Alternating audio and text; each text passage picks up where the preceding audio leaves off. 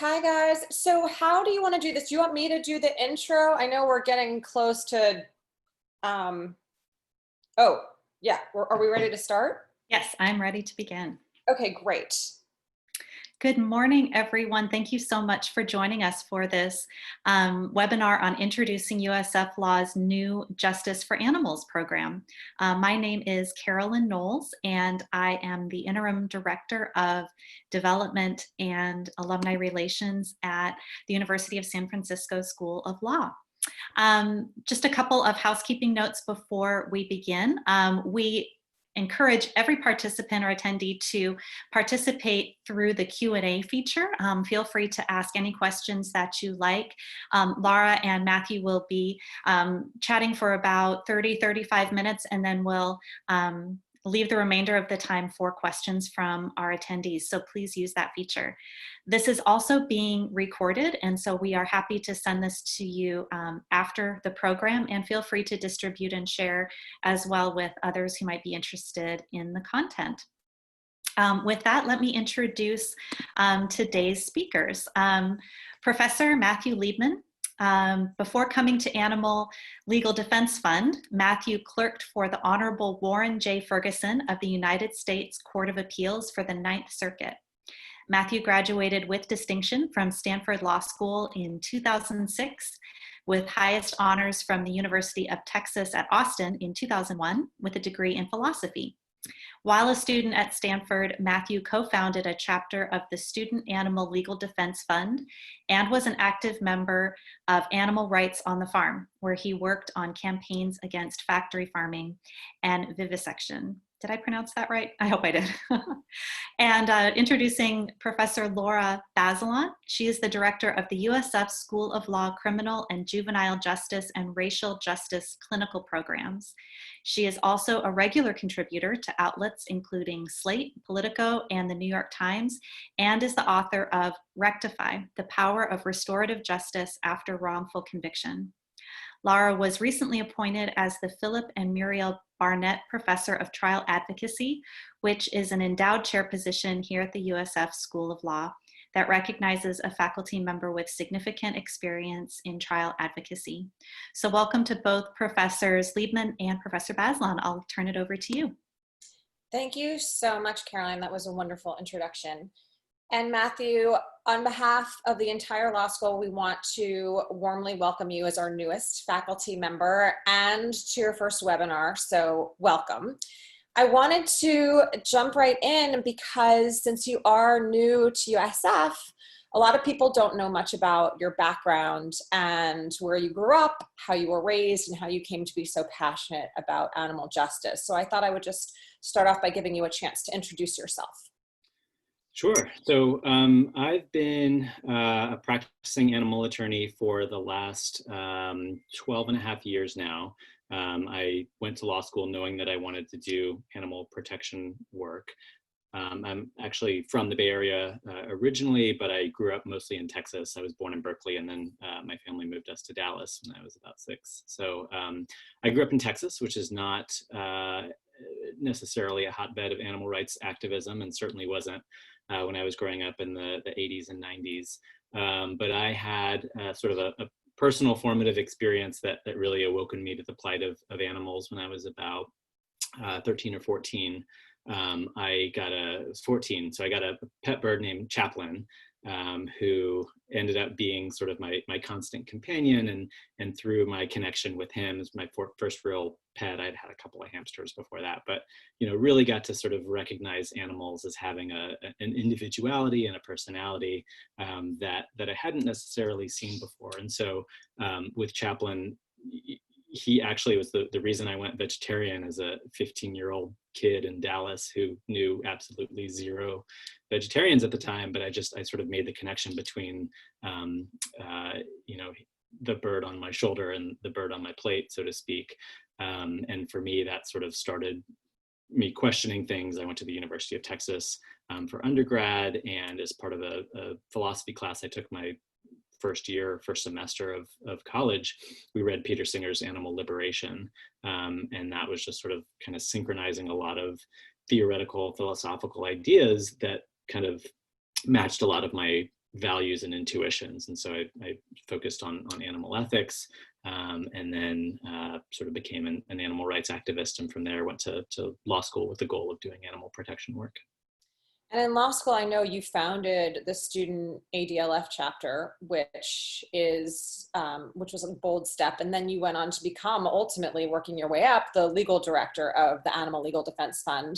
And you've been at the forefront of state, local, national litigation and federal court and state court around a whole wide variety of animal rights issues.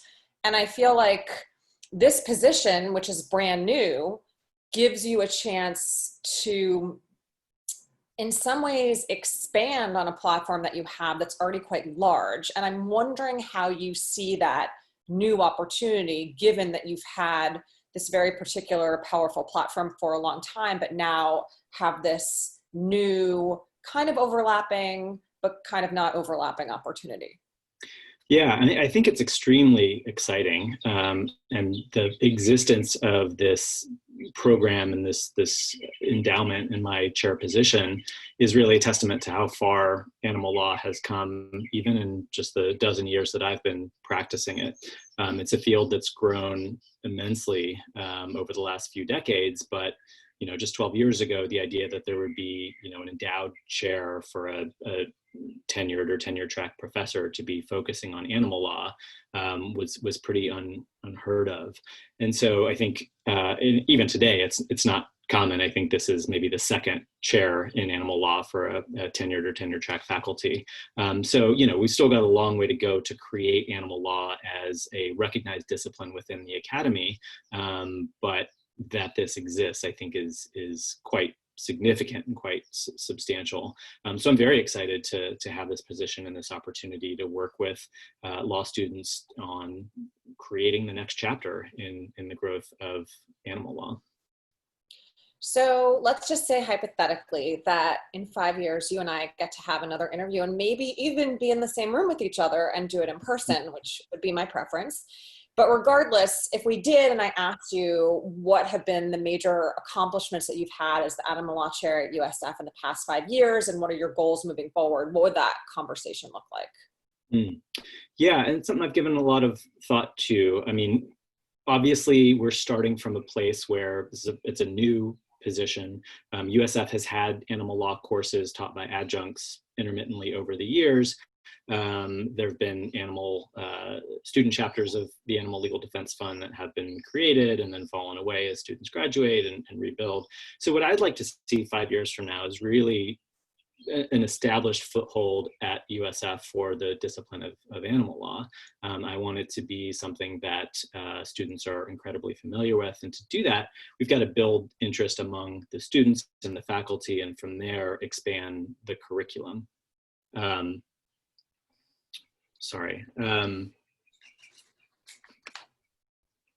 And so for me, I think 5 years from now, I'd love to see more courses offered in animal law.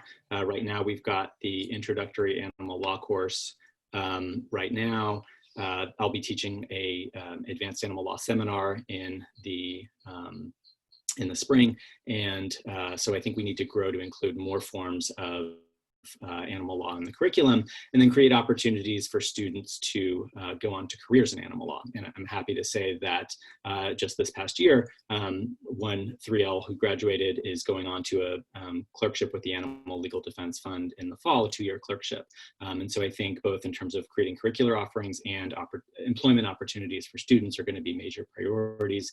I think some of that may include adding a clinic where students get the opportunity to do hands-on work in animal protection, and also sort of creating thought leadership on the issue. So hosting conferences and symposia at USF where we can bring some of the brightest minds in animal law, people who I've worked with over the last 12 years, to come share their ideas for the direction that the field needs to grow in over the coming years. So one thing that I didn't realize before I started researching animal law in preparation for interviewing you and other candidates for this position is what an incredibly rich intersectional area it is. And I want to really drill down on some of that. I think it's not obvious to a lot of folks how the rights of animals intersect, for example, with criminal justice, and for another example, with climate change, and for a third example, with COVID-19. So I'm hoping that we have enough time for me to ask you about those three areas. And I'm going to go backwards and ask you to speak to the connection between the virus that is ravaging the United States and the rest of the world, the novel coronavirus, and the way that we use and abuse animals. And in particular, if you could speak to this concept of zoonotic diseases.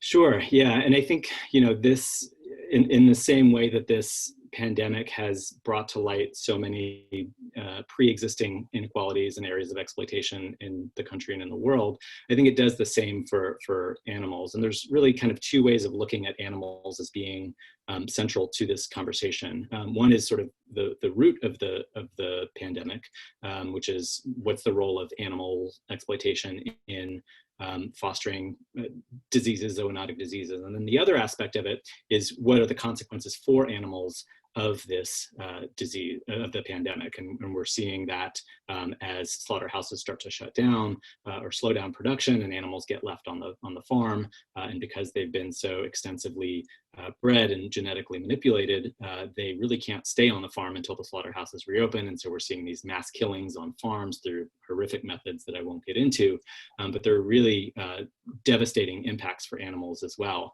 But the question you asked is about sort of the source of the problem. What role do animals and zoonotic diseases play in spreading novel bugs that cause immense human and animal suffering?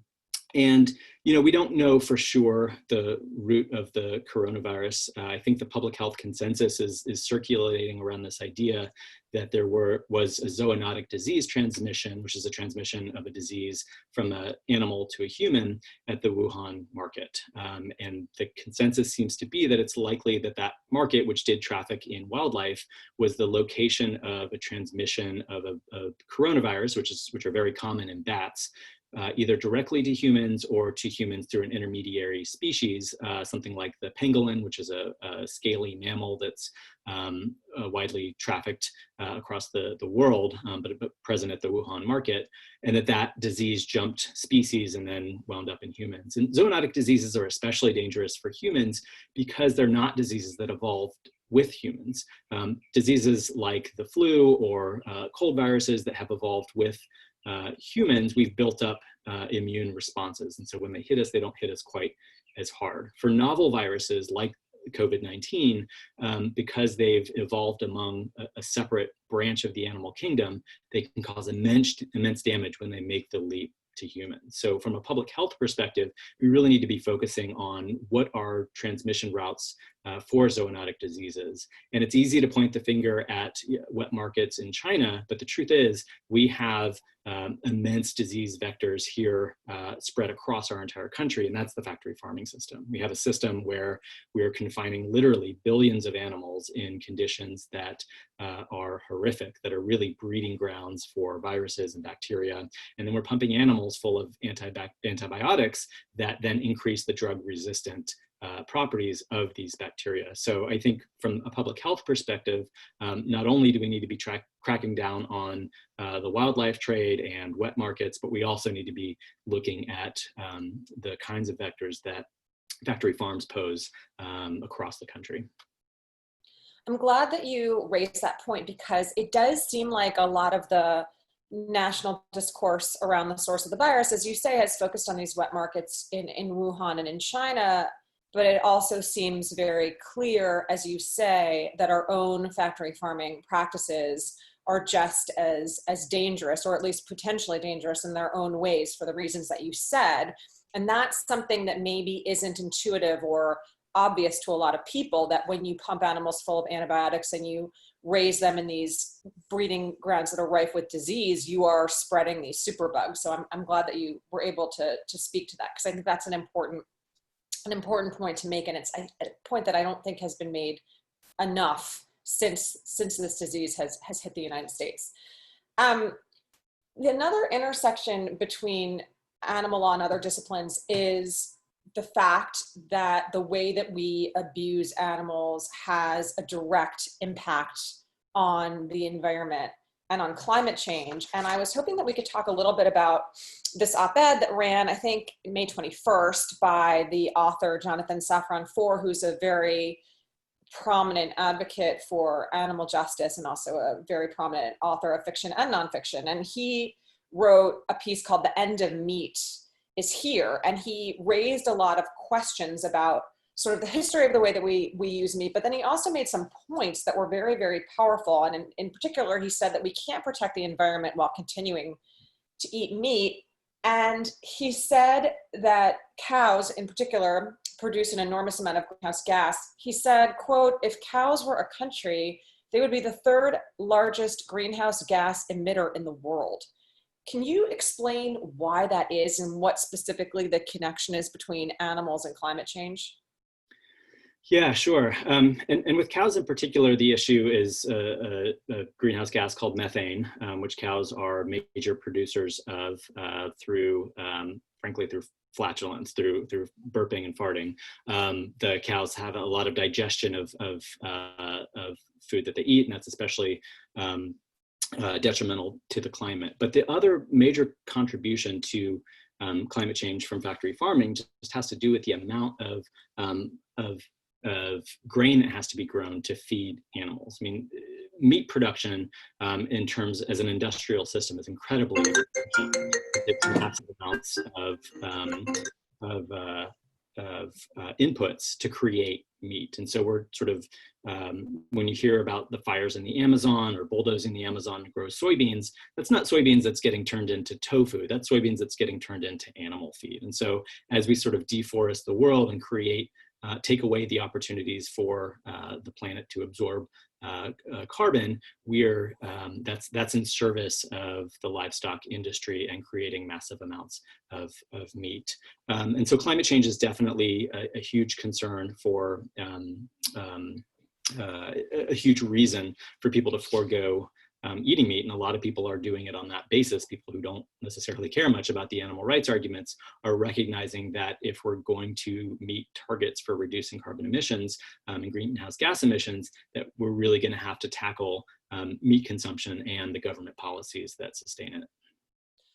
I feel like part of the challenge, though, gets to the heart of how we think of ourselves as Americans and what we think about basic American cuisine, whether it's eating a hot dog while you're watching a basketball game or having barbecue, which I know is a big thing, for example, where you grew up in Texas, and this idea that people have these very emotional associations and cultural identification associations with eating meat that are hard to pry them away from. And then there's also, I think, arguments that are made about, well, if I didn't eat meat, I couldn't afford to eat a vegetarian or vegan diet, or I wouldn't get enough protein, my children wouldn't get enough protein. And I'm curious to know how you respond to both arguments, both the emotional cultural identity piece of it, and then also the health part of it. Yeah, and I think those are important concerns, and I don't want to downplay the fact that meat has immense cultural significance for a lot of people. And I think the challenge is identifying which of our cultural traditions are ones that we want to hang on to and which are ones that might be changed or adapted as circumstances change. And I think, as there's a growing market for plant-based meat and ultimately potentially for cellular-based meat, which is sort of at the genetic level virtually the same thing as meat, but it just doesn't come from a slaughtered animal. Those might be options for sort of maintaining the identity of the memories or the culture of the dish without having to sacrifice the lives of animals or contribute to the climate crisis. So there might be opportunities for cultures to sort of address those things. And sort of, coming from Texas, that's something that I've had to do myself. But I recognize that that's not a trivial thing. And you mentioned sort of the cost of a vegan diet and things like that. And I don't want to downplay, the reality of food deserts and in unequal access to fresh fruits and vegetables, the fact that, a Beyond Burger at Whole Foods costs a whole lot more than a quarter pounder from McDonald's. But a lot of that has to do with intentional government policies that could be attacked at the same time. So I don't want to say that veganism is the panacea for everyone and no one has an excuse for ever eating what's available to them. I think there's a reality of what some scholars have called food oppression in this country, and that needs to be tackled alongside the exploitation of animals. But in reality, I think there's a lot of steps that people can take in the right direction, and plenty of resources that are available for them to do so. And anyone who wants to contact me personally, I'm happy to talk you through that. Well, I don't want to pry or get too deeply into the Liebman family food practices, but I do think it might be interesting to hear, since you have 2 young kids, what you do to, I assume, keep them healthy without having them eat a lot of meat, and what kinds of foods, especially with kids, are sort of sellable to them. I mean, my kids in particular, I'm thinking of, are, they have certain tastes and maybe they're a bit basic, but I think that's common to kids. So what do you do to make sure your kids are healthy and eat a plant-based diet that they like? Yeah, so I have a 7-year-old, Myra, and a 4-year-old Felix, and they have both been plant-based vegan from birth, both happy, healthy, thriving kids. We have our challenges around food like all families do, but we, I think, have from a young age just sort of talked about what our values are as a family and why we have made the choices that we've made, and what we need to do to stay healthy with those choices. I mean, the fact is the modern American diet is not, the paragon of health, right? I mean, we know my kids often want to eat, veggie hot dogs and vegan mac and cheese. And a lot of kids eat that way. You sort of want to, there are resources online for how to get your kids to eat more vegetables. And we sometimes go to those, but our kids are not,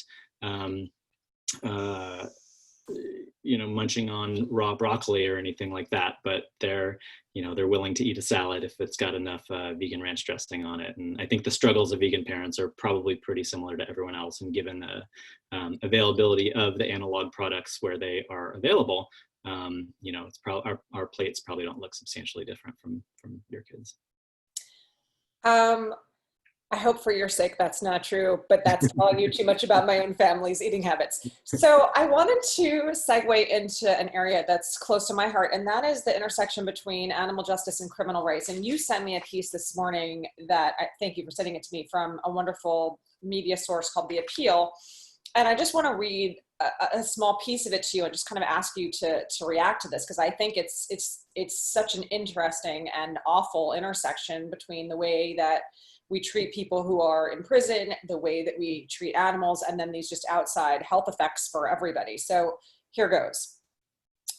Kia Jones says her brother would stop working at Louisiana's meatpacking facilities if he could. Earlier this month, Jones's brother sent her a video from a poultry plant where he is working, and she says she was horrified at what she saw.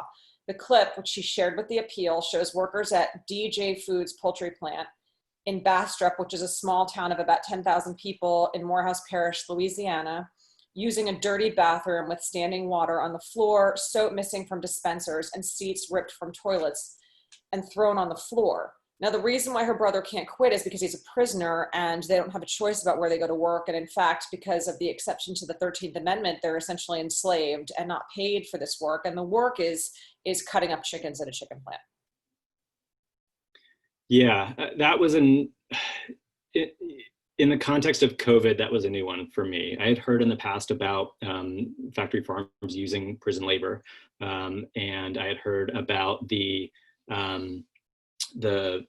everyone has the rampant infections that are occurring at slaughterhouses across the country. Their facility in Iowa with more than 1,000 COVID infections out of a workforce of about 2,000. So like 50% of their workforce is coming down with coronavirus. And that's because these facilities are dirty.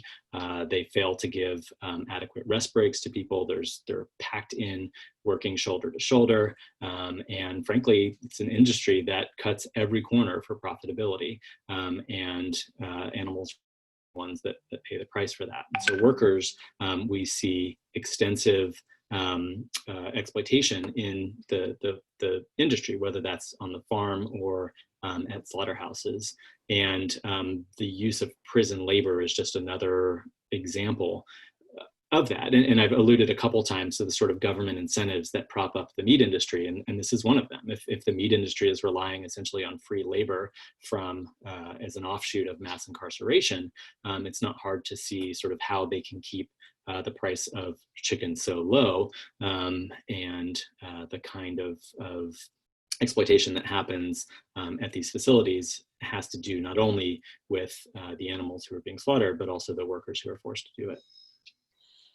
I also, because I'm just fascinated by kind of the breadth of the litigation that you've done, just wanted to ask you about one small piece of it, and also maybe just have you step back and define a term that undergirds this litigation, but it's about striking down what are called Ag-Gag laws. And so I was hoping maybe you could talk about what that actually means, what that term means, and then maybe a particular case where you have litigated successfully, because I think it's connected in part to what we're talking about and how the power structures and the incentives that exist are able to continue to perpetuate the kind of things that you've just been talking to us about.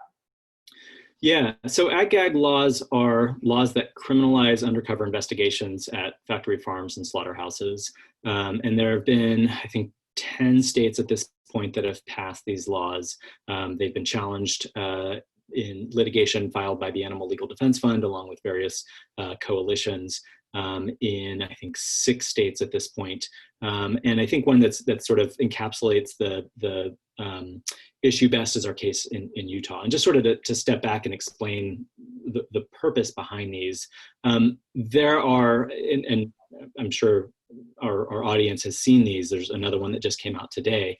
Undercover investigations by employees or agents of animal protection organizations that essentially get employment and then go undercover at these facilities, wear a hidden camera, document what happens, and then release that footage to the public and to the government to spur changes in public behavior and regulatory changes as well.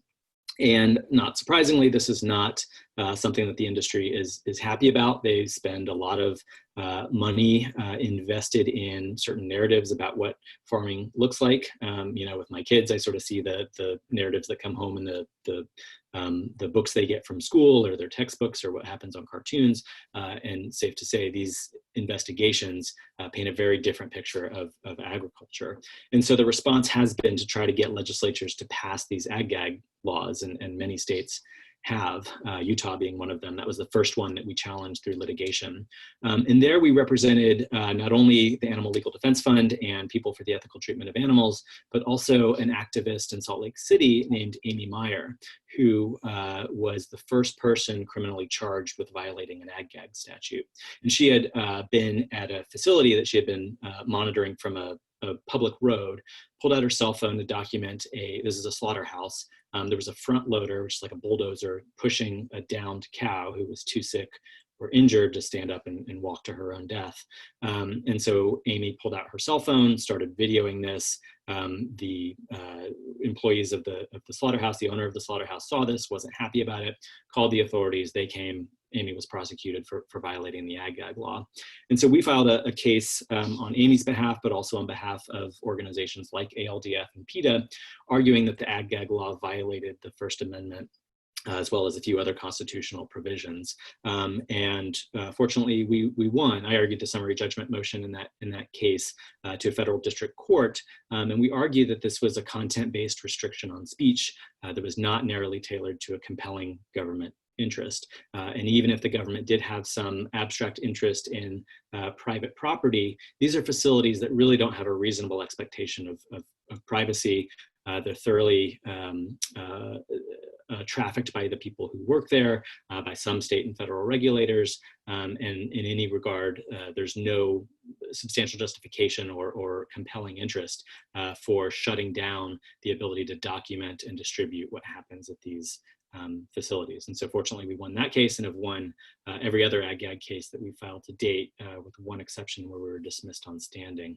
But that I think is an important component of animal law practice. It's not a case that's directly saving animal lives, but to the extent that it's invalidating statutes that undermine the ability of the animal rights movement to empower the public to get information about what happens on factory farms and slaughterhouses, that's a really important piece of what lawyers practicing in animal law can accomplish.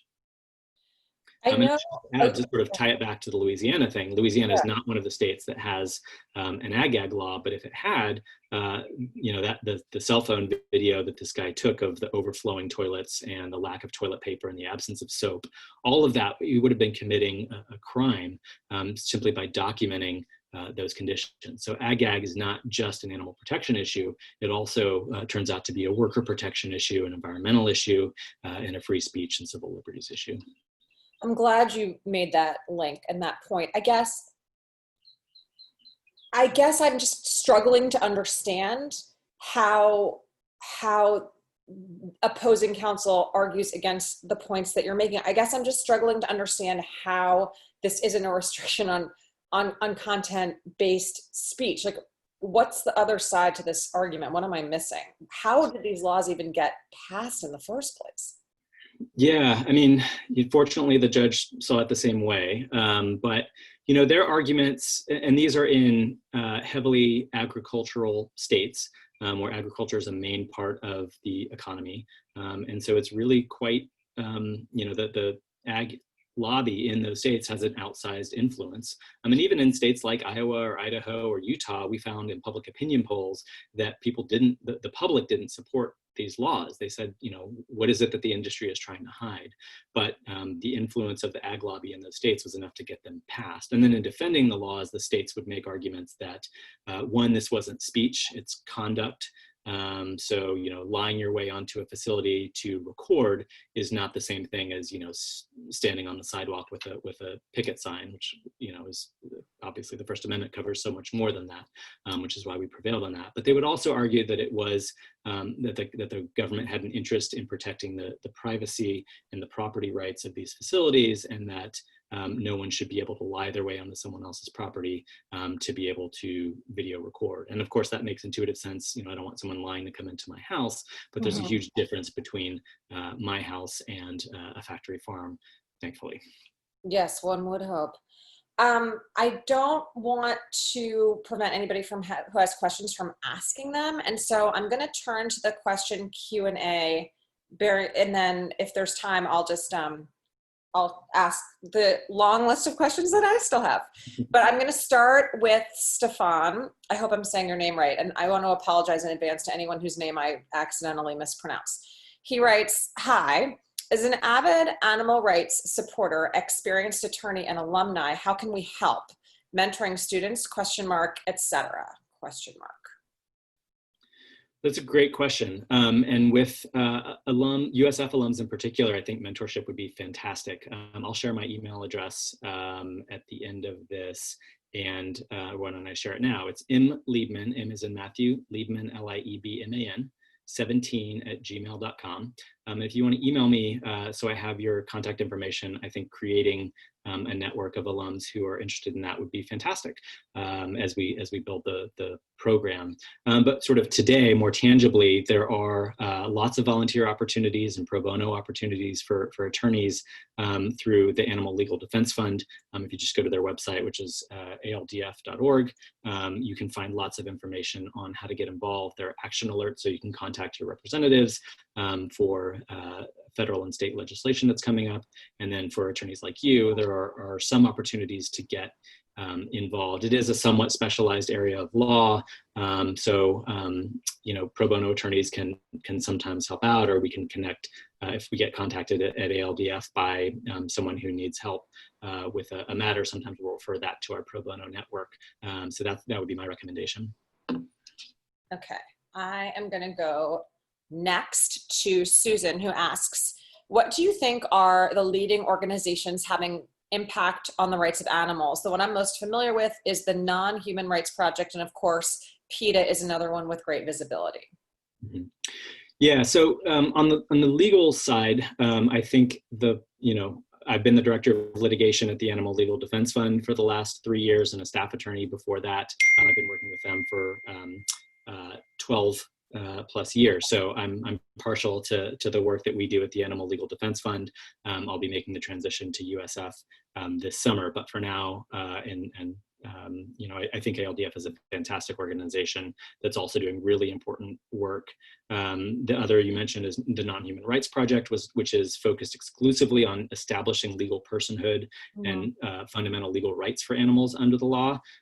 So it's a little less on the sort of reform the practices side of things, and so far, unfortunately, it hasn't had much luck in the courts, but that's another important group. And then People for the Ethical Treatment of Animals. I know they're controversial. A lot of their public stunts undermine their credibility, but the lawyers that they have on staff are really fantastic. They do really good litigation work as well. So I think those are probably the three that are doing the best work on the legal side of things. And then a lot of groups like the Humane Society of the United States have really well-established legislative programs, both at the state and federal level, that are accomplishing amazing things for animals. This question is from Stephanie, and she asks, even though cell-grown meat doesn't come from a slaughtered animal, an animal must be used initially in order to extract cells. Is that correct? If so, do you see problems with this new form of meat production? Yeah, that's a really important point. So the growth of cultured meat right now takes place in it's called Bovine Fetal Serum, which is extracted from pregnant cows at slaughterhouses. So it is absolutely not a vegan method of producing meat. To be scalable and to have a commercially viable product and to be marketable to people who don't want to contribute to animal suffering, that industry is going to have to figure out a different synthetic growth medium. And that's really the kind of $1 million project in the cultured meat world right now. So finding a way to culture meat in a serum that is not derived from animals is really the technical challenge that the industry faces. And I think until they figure that out, there's not going to be a scalable commercial product. That's certainly not one that I would eat. So.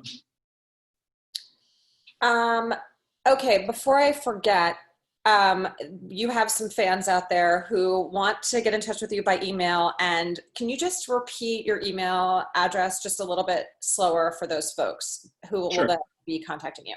Yeah, it's M as in Matthew, and then my last name Liebman, and then the number 17@gmail.com. And pretty soon I'll have a USF account that I can share, but I don't have that up and running yet. So that's the best place to reach me.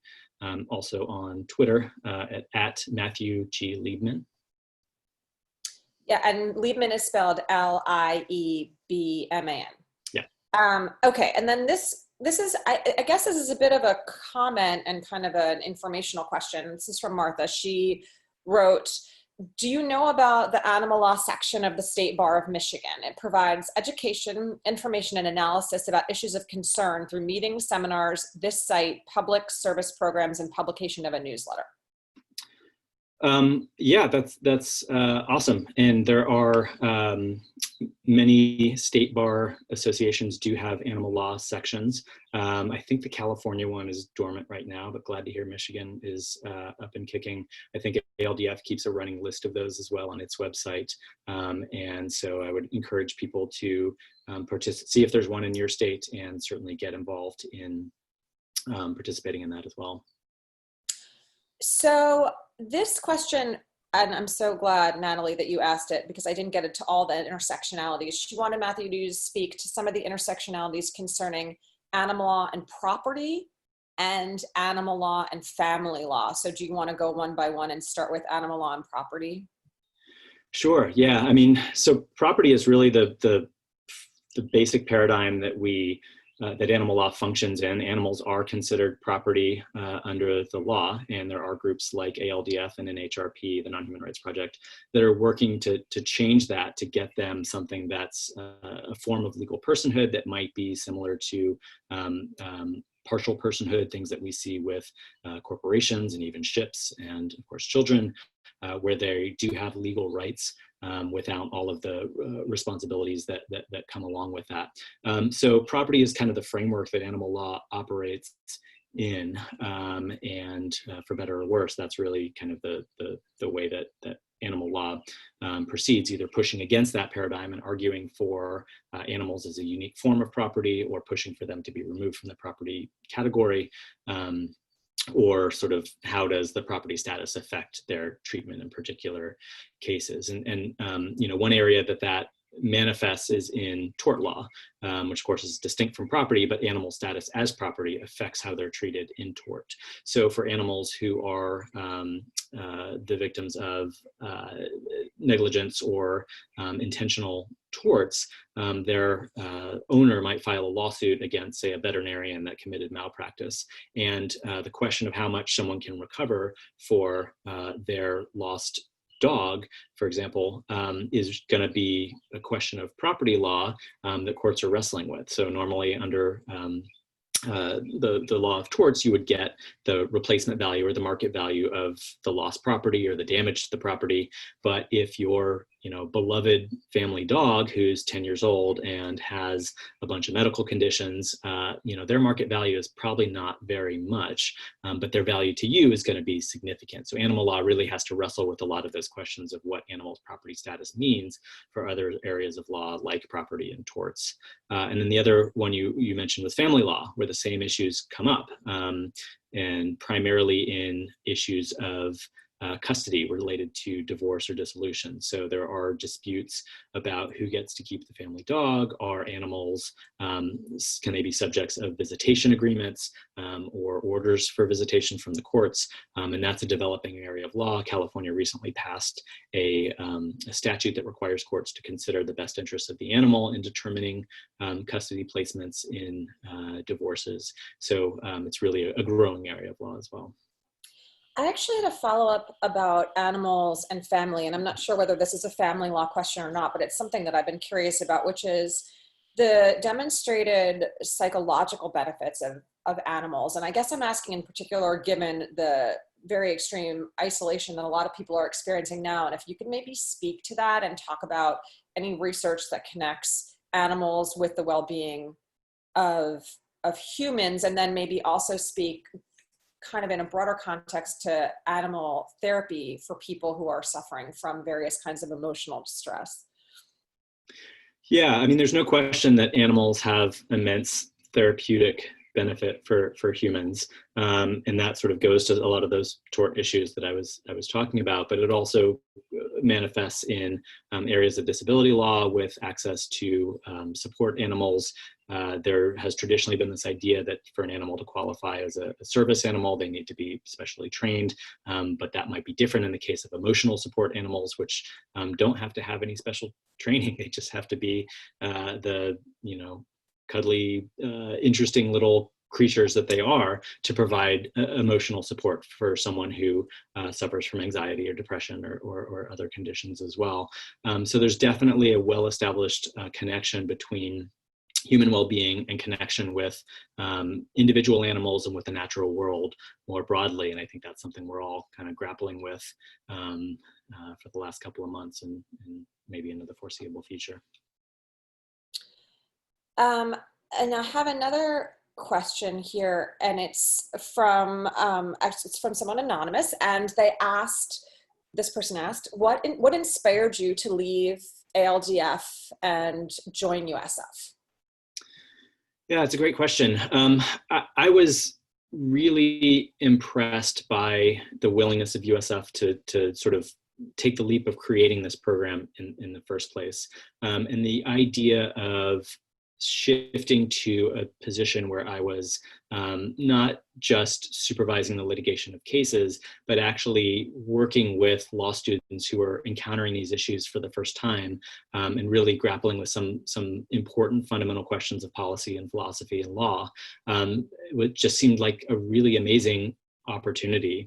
And when I came to visit the school and meet with the faculty, the vibe there was just so impressive. Everyone was happy. Everyone was intellectually engaged and stimulated. The conversations I had about issues that I'd been working on for a long time, nevertheless spurred new ideas and new ways of thinking about things. And so I think shifting from practicing litigation to nurturing the next generation of animal law and working on scholarship that's going to advance theoretical questions that I might not have a lot of time to work on as a litigator seem really appealing, and USF seems like a really fantastic place to do it.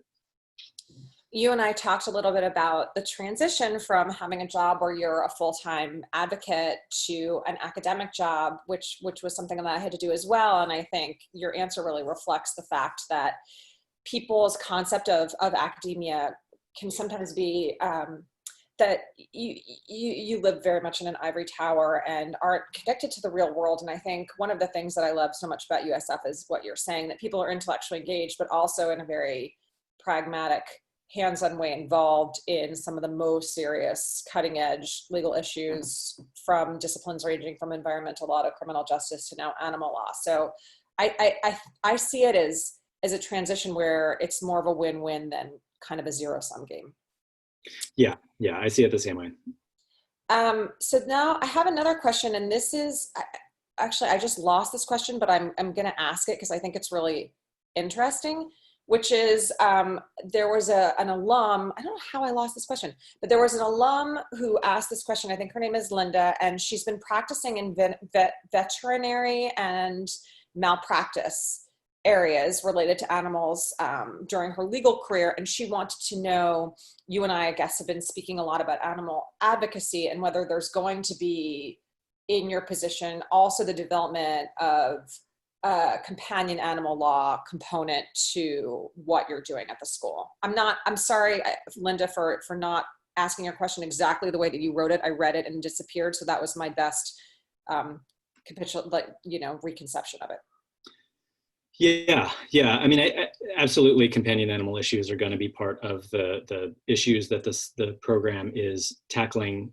I should emphasize, it's not just the creation of the chair and the teaching position, but we're also building a program that's going to be, bringing in people to talk about these issues and training students. So, my connections in the animal law movement, my personal experience in the animal law movement certainly includes a lot of factory farming work. It involves billions of animals subjected to unimaginable cruelty, but it's been a lot more than that. I've done plenty of cases involving companion animals and other areas of animal law, including wildlife issues, both in the wild and wild animals in captivity.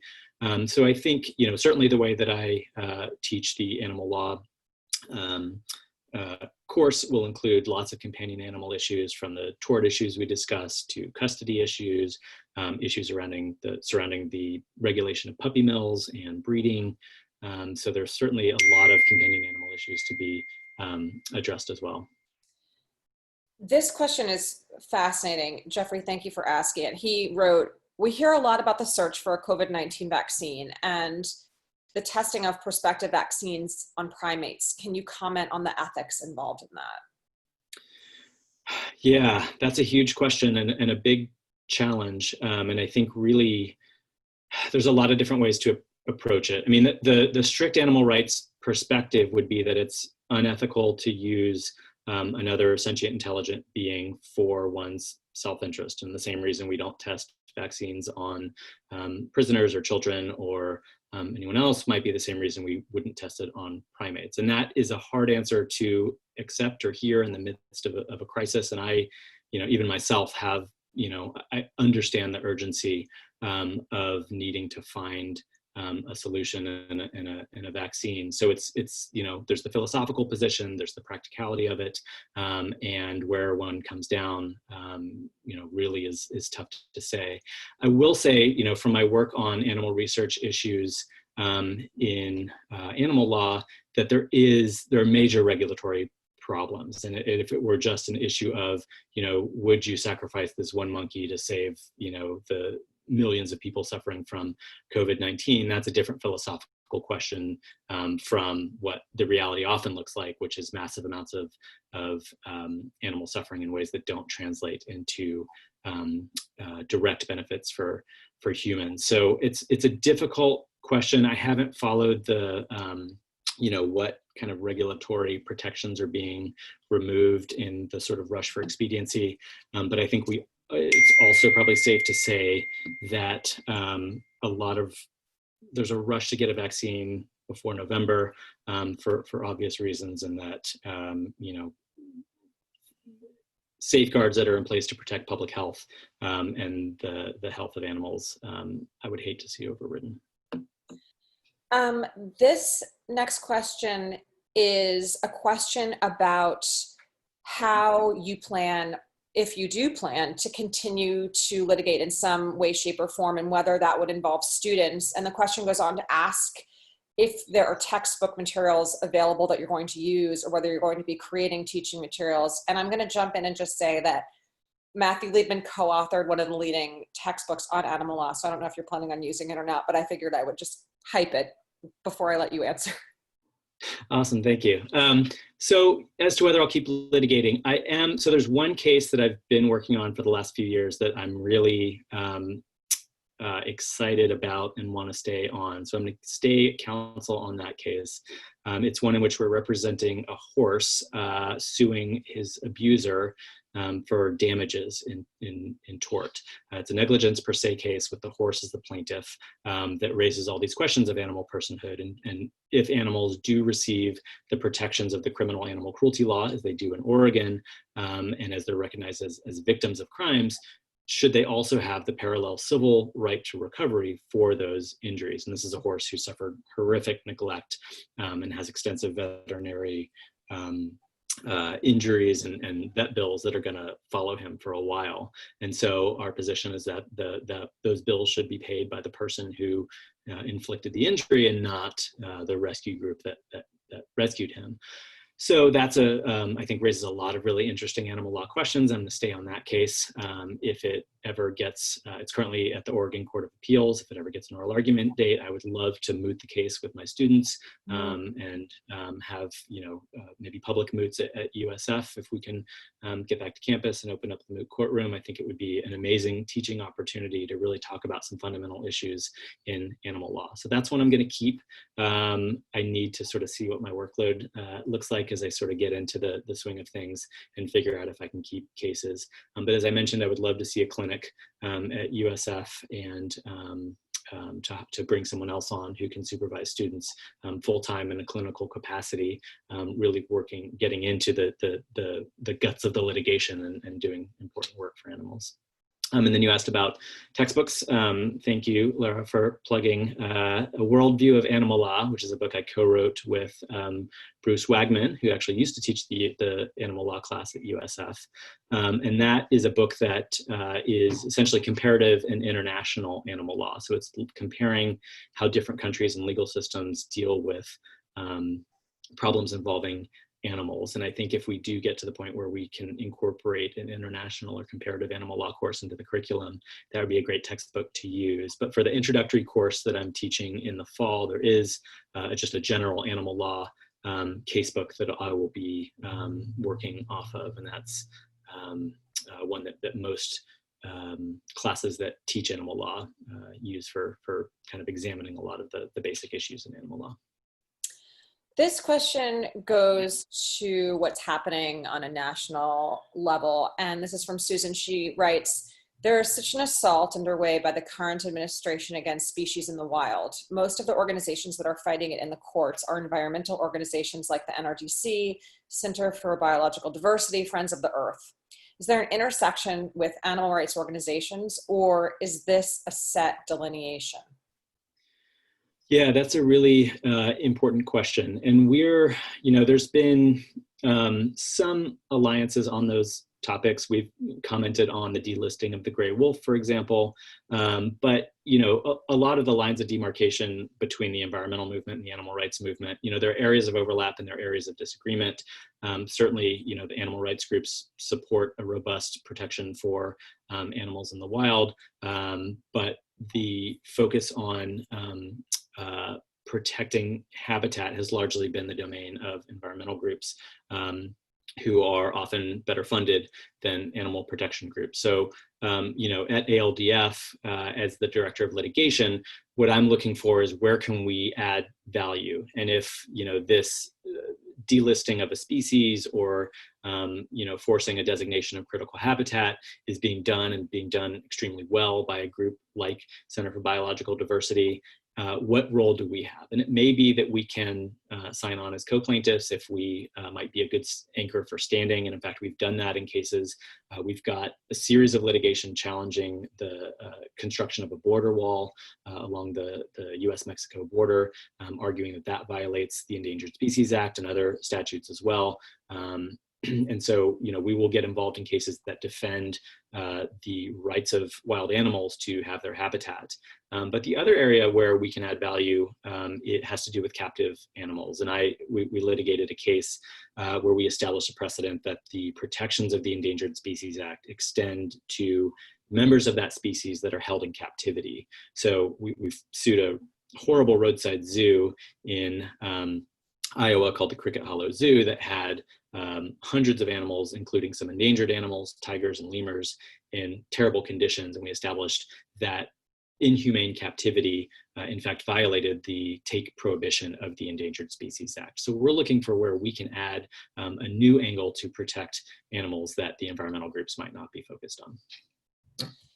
This question is from Peter. It may be a state-by-state answer. It's interesting. He wrote, I represented a dog owner in a vet malpractice case.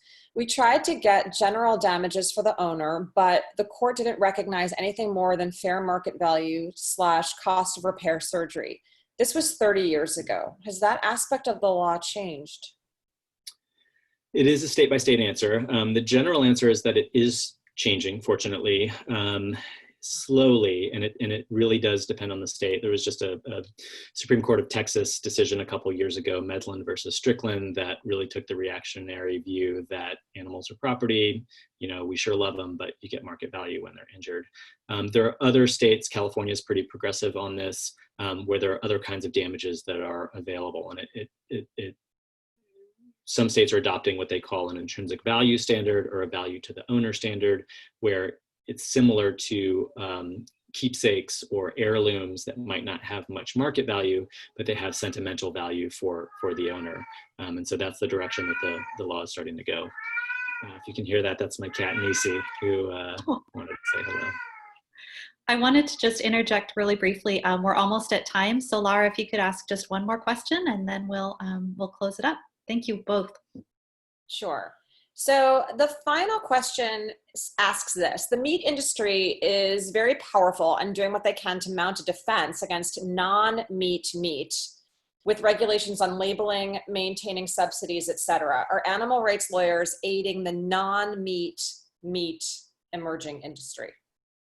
Yes, absolutely. I'm glad you asked that question. That is sort of, you know, if we're asking people to sort of divest from factory farming, there needs to be a viable alternative available. And that right now is plant-based meats, things like the Beyond Burger or the Impossible Burger. There are too many to name. And we have seen an immense growth in those markets. And of course, the industry response has been not to compete on the market with them, but to try to stifle them. And they've gotten several states to pass laws that make it illegal to call something a veggie burger, to use words like sausage or chicken or what have you, milk in the case of almond milk or soy milk. And so there have been the Animal Legal Defense Fund in conjunction with a group called the Good Food Institute, and then state affiliates of the ACLU have filed challenges in Missouri and Arkansas, challenging those statutes under the First Amendment, arguing that producers have a First Amendment right to use terms as long as they're not deceiving consumers. So if you had a soy chicken product and just labeled it chicken and actually tried to sell it as if it were chicken, certainly the state would have an interest in stopping that kind of consumer deception. But if you've got tofurkey sausages that has plant-based stamped right on it, that shouldn't be illegal to call tofurkey sausages, because the whole value proposition of the product is that it's not meat, and there's no intent to deceive consumers. You're just informing them of what this is an analog of, and really this is about protectionism and silencing free speech, and not about protecting consumers from deception. So we've filed cases in a couple of states and are looking at others as well. We won a preliminary injunction in Arkansas prohibiting enforcement of Arkansas's statute, with tofurkey as one of our clients. So we are at time. Caroline, I know you want to close us out, but I just want to say thank you so much, Matthew. It was wonderful talking to you. Yeah, my pleasure. Fun. Very good. Thank you so much to Professors Matthew Liebman and Lara Bazelon. This was really fascinating. Look forward to hopefully meeting you in person soon, Matthew. Welcome to USF. Just a reminder to all of the attendees, we have recorded this, and we'll be happy to be emailing it to you after the program. So thank you so much, everyone, and be well.